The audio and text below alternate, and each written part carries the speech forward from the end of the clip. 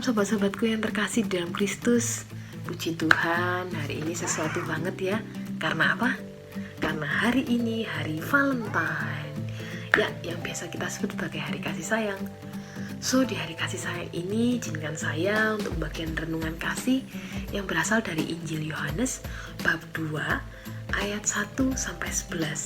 Yuk kita baca sama-sama ya. Perkawinan di Kana. Pada hari ketiga ada perkawinan di Kana yang di Galilea, dan ibu Yesus ada di situ. Yesus dan murid-muridnya diundang juga ke perkawinan itu. Ketika mereka kekurangan anggur, ibu Yesus berkata kepadanya, "Mereka kehabisan anggur." Kata Yesus kepadanya, "Mau apakah engkau daripadaku, ibu? Saatku belum tiba." Tetapi ibu Yesus berkata kepada pelayan-pelayan, "Apa yang dikatakan kepadamu, buatlah itu." Di situ ada 6 tempayan yang disediakan untuk pembasuhan menurut adat orang Yahudi. Masing-masing isinya 2-3 buyung. Yesus berkata kepada pelayan-pelayan itu, "Isilah tempayan-tempayan itu penuh dengan air." Dan mereka pun mengisinya sampai penuh. Lalu kata Yesus kepada mereka, "Sekarang cedoklah dan bawalah kepada pemimpin pesta." Lalu mereka pun bawanya. Setelah pemimpin pesta itu mengecap air yang telah menjadi anggur itu, dan ia tidak tahu dari mana datangnya, tetapi pelayan-pelayan yang mencedok air itu mengetahuinya. Ia memanggil mempelai laki-laki dan berkata kepadanya, "Setiap orang menghidangkan anggur yang baik dahulu, dan sudah orang puas minum, barulah yang kurang baik. Akan tetapi engkau menyimpan anggur yang baik sampai sekarang." Hal itu dibuat Yesus di Kana yang di Galilea sebagai yang pertama dari tanda-tandanya. Dan dengan itu ia telah menyatakan kemuliaannya, dan murid-muridnya percaya kepadanya. Demikianlah Injil Tuhan, terpujilah Kristus. Oke sobat-sobatku yang terkasih dalam Kristus, tema renungan saya pada hari ini berjudul Sobat Ambyar yang Sejati. Mungkin belakangan ini kita udah gak asing lagi ya dengan kata ambyar, khususnya teman-teman yang berada di Pulau Jawa, karena memang kata ambyar sendiri berasal dari bahasa Jawa. Nah, sebenarnya apa sih arti dari kata ambyar? Menurut Kamus Besar Bahasa Indonesia, kata ambyar menggambarkan hati yang hancur, terpecah-pecah, dan berkeping-keping, serta remuk. Namun, dengan kepopuleran kata ambyar sendiri memiliki makna yang lebih meluas, yakni tidak berantakan, pecah, dan menggambarkan rasa yang tidak biasa. Nah, menurut teman-teman nih, siapa sih sosok sobat ambyar yang sejati? Ya, tentunya Yesus sendiri ya. Yesus adalah sobat ambyar yang sejati, khususnya bagi orang-orang yang dilanda keambyaran. Seperti keluarga yang mengadakan perjamuan pesta di Kana. Mereka dilanda keambyaran karena kehabisan anggur.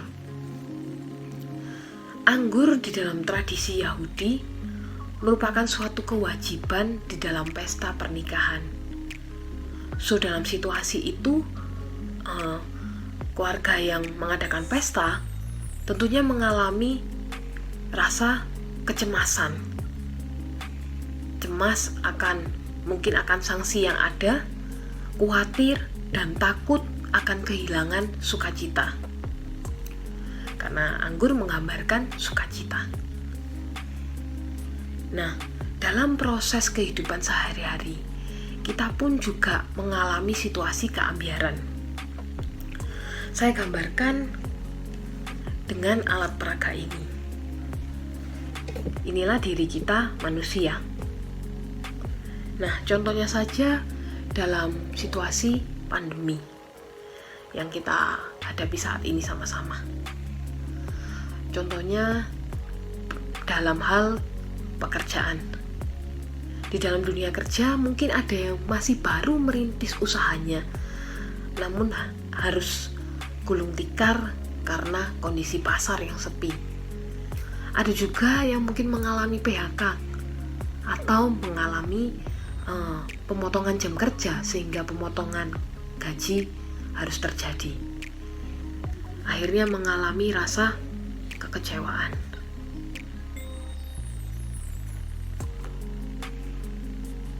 Putus asa. Dan mungkin ada juga yang melihat situasi orang lain kok lebih baik ya kondisinya daripada aku, kok aku seperti ini. Akhirnya timbul rasa iri hati. Ada juga dalam relationship, kondisi pandemi ini mengharuskan semua online. Melihat pasangannya online, atau mungkin karena harus berpacaran secara virtual saja, itu membuat rasa tidak puas antara satu sama lain, sehingga ada yang mungkin ditinggalkan oleh kekasihnya, patah hati.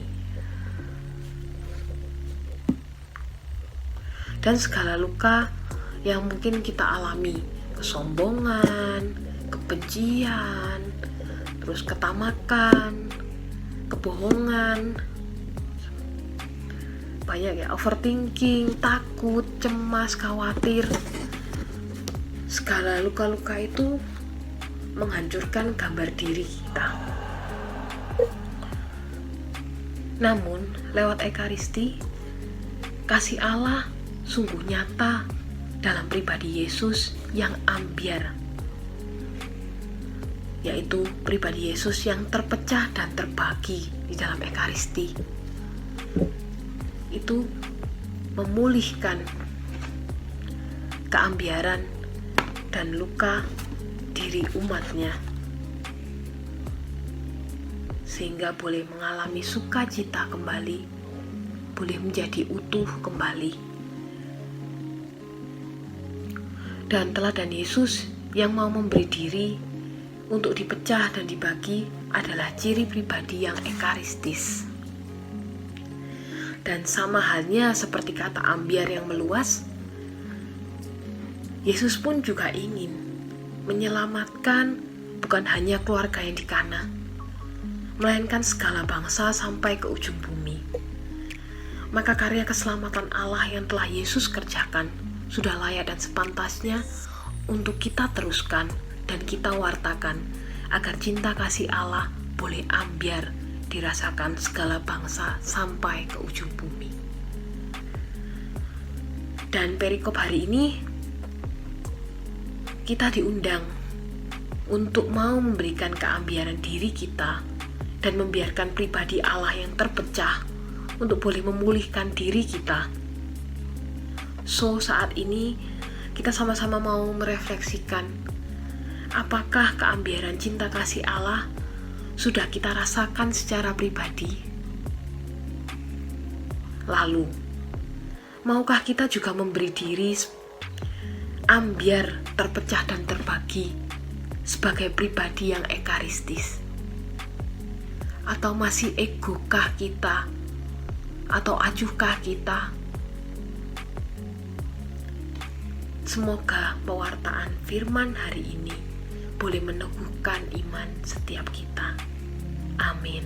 Dalam nama Bapa, Putra, Roh Kudus. Amin.